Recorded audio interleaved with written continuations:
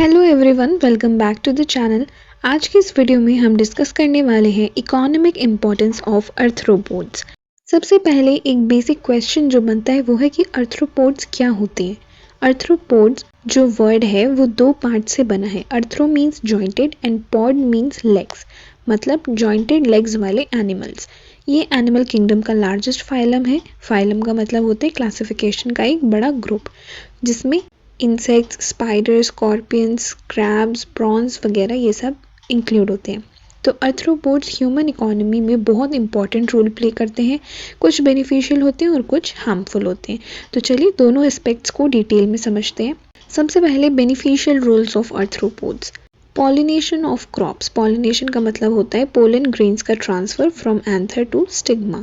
Mail part से female part तक का जो ट्रांसफर होता है, इसमें बीज, बटरफ्लाइज, बीटल्स जैसे इंसेक्ट्स जो हैं वो पॉलिनेशन में हेल्प करते हैं, जिससे क्रॉप यील्ड बढ़ता है। यील्ड मीन्स प्रोडक्शन क्वांटिटी और क्वालिटी इंप्रूव होती है। फॉर एग्जाम्पल हनी बीज, अगर पॉलिनेटर्स ना हो तो फूड प्रोडक्शन ड्रास्टिकली कम हो जाएगा। Then second is production of commercial products, जैसे हनी एंड वैक्स। हनी बीज हनी और बीज वैक्स प्रोड्यूस करती हैं। हनी यूज़ होता है फूड, मेडिसिन और कॉस्मेटिक्स में। वैक्स यूज़ होता है कैंडल्स, पॉलिश और कॉस्मेटिक्स में। Second is silk. Silk produce करता है silk worm, that is Bombyx mori. Silk worm एक लार्वल स्टेज होता है मॉथ का। सिल्क टेक्सटाइल इंडस्ट्री में बहुत इंपॉर्टेंट होता है। Then third is lac. Lac produce करता है लैक इंसेक्ट, दैट इज केरिया लैका। लैक एक नेचुरल रेजिन होता है जो कि वार्निश, पॉलिश और बैंगल्स में यूज होता है। Then third is biological control of pests. Biological control का मतलब होता है नेचुरल प्रेडेटर्स का यूज करके पेस्ट्स को कंट्रोल करना। For example ladybird beetle जो है वो एफिड्स को खाती हैं। इससे केमिकल पेस्टिसाइड्स की ज़रूरत कम होती है और एनवायरनमेंट सेफ रहता है। Then fourth is decomposition of soil fertility. Decomposition का मतलब होता है डेड ऑर्गेनिक मैटर का ब्रेकडाउन। टर्माइट्स और बीटल्स जो है डेड प्लांट्स को तोड़ते हैं, जिससे सॉइल एरेशन इंप्रूव होती है। एरेशन मीन्स हवा का सर्कुलेशन सॉइल के अंदर, और सॉइल फर्टिलिटी बढ़ती है। Fertility means nutrient richness. Fifth is food source. कई कंट्रीज में आर्थ्रोपोड्स फूड के रूप में यूज होते हैं। For example prawns, crabs and lobsters. ये प्रोटीन रिच होते हैं, इसलिए इनको ह्यूमंस जो है वहाँ पे कंज्यूम करते हैं।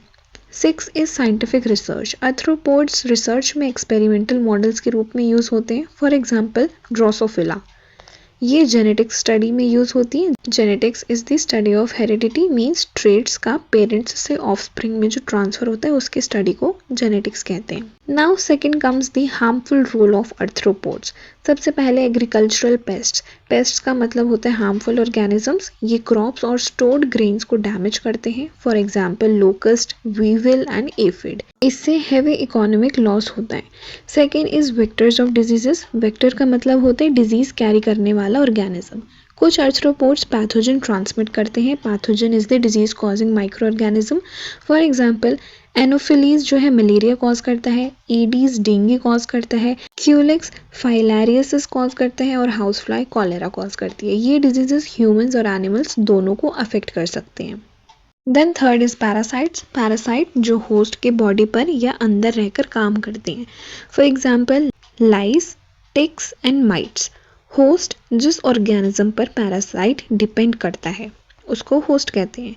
Fourth is bites and stings. Scorpion, spider और वैस्प के स्टिंग्स जो हैं वो पेन, एलर्जी और पॉइजनिंग कॉज कर सकते हैं। Fifth is damage to property. Termites wood destroy करते हैं और सिल्वर फिश क्लोथ्स और बुक्स को डैमेज करते हैं। देयरफॉर नेचर में हर ऑर्गेनिज्म का एक बैलेंस होता है। तो आज के इस वीडियो में हमने देखा कि आर्थ्रोपोड्स जो हैं वो इकोनॉमी के लिए बेनिफिशियल भी हैं और हार्मफुल भी हैं। तो अगर आपको वीडियो हेल्पफुल लगी हो तो प्लीज़ लाइक, शेयर और सब्सक्राइब ज़रूर करें और कमेंट्स में बताएं आपको नेक्स्ट टॉपिक कौन सा चाहिए।